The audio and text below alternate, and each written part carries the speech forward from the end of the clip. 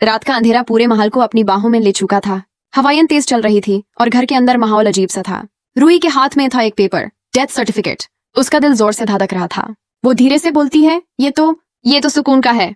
लेकिन इसका मतलब सुकून जिंदा कैसे है? रूही के चेहरे पर कंफ्यूजन और डर दोनों था। उसके पास जूही और समर आते हैं। समर कहता है, रूही तू हमेशा सही थी। सुकून कोई आम लड़की नहीं है, वो सच में खुश अलग है, कुछ जो इंसान नहीं लगती। जूही घबराकर बोलती है, लेकिन हम करेंगे क्या रूही? अगर सुकून का डेथ सर्टिफिकेट असली है तो इसका मतलब उसका जिंदा रहना इम्पॉसिबल है। रूही आंखों में आंसू लेकर कहती है, मुझे पता करना होगा उस रात क्या हुआ था जब सुकून मरी थी और कैसे वो वापस आई। सीन बदलता है। कैमरा सुकून के कमरे में जूम करता है। सुकून एक ब्लैक मिरर के सामने बैठी होती है, हाथ में एक पुरानी तस्वीर लिए हुए। उसकी आंखों में एक अजीब सी चमक होती है।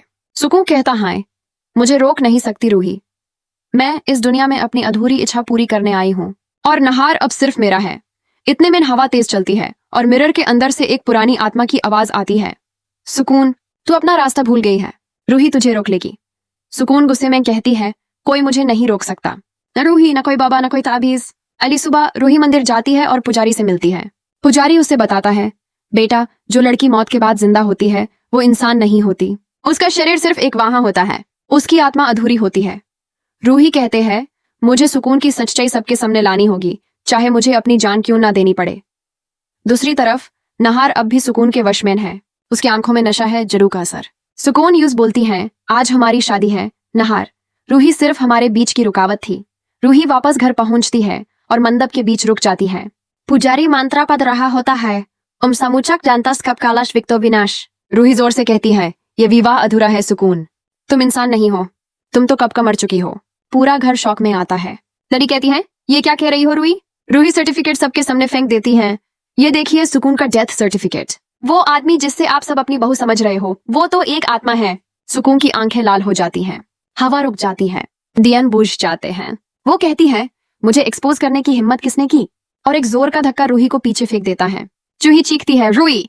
तभी नहर के गले में वो ताबीज चमकने लगती है जो रूही ने छुपके से उसके गले में पहना दी थी। ताबीज से एक रोशनी निकलती है जो सुकून के चेहरे पर पड़ती है। सुकून चीख कर कहती है, नहीं, मुझे कोई नहीं रोक सकता। और एकदम से वो हवा में उठ जाती है। उसका चेहरा बदल जाता है, एक भूतनी का रूप। रूही पूरे हौसले से मंत्र पढ़ती है, ओम शंति स्वरूपाय देवी अटमा मोक्षम देही। और सुकून धीरे धीरे हवा में घुल जाती है। उसका जड़ू टूट जाता है, मंडप में शांति छा जाती है। नहार रूही के पास आकर गिरता है, रूही मुझे माफ कर दो। रूही आंसू पोंछती है, तुम मेरी सबसे बड़ी जीत हो नहार। अब सुकून को मोक्ष मिल गया। कैमरा जूम करता है सुकून की पेंटिंग पर। पेंटिंग में सुकून के चेहरे पर एक हल्की सी मुस्कान होती है, जैसे उसकी आत्मा को आखिरकार शांति मिल गई हो।